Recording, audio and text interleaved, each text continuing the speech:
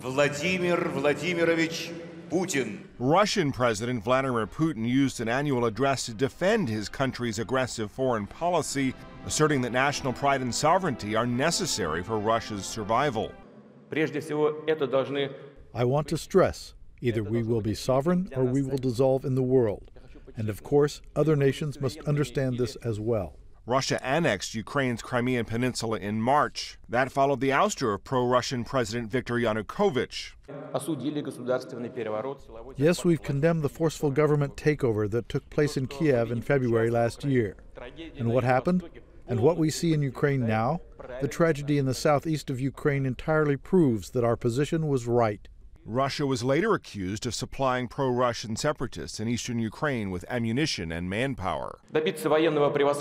No one will succeed in achieving military superiority over Russia. Our army is modern, combat-ready, polite, as people say now, but threatening. We have enough forces, will, and courage to defend our freedom. Putin even described Crimea as Russia's spiritual ground, calling it our Temple Mount.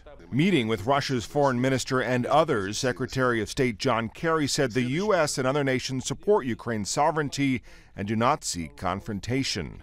It is not our design or desire that we see a Russia isolated through its own actions.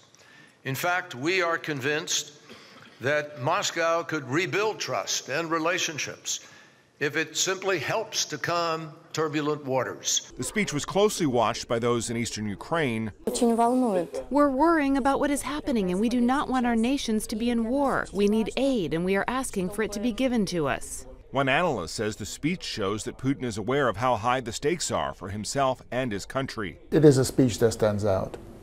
And my general impression is that Putin is bracing for a fairly long period of difficult situations, both at home and internationally.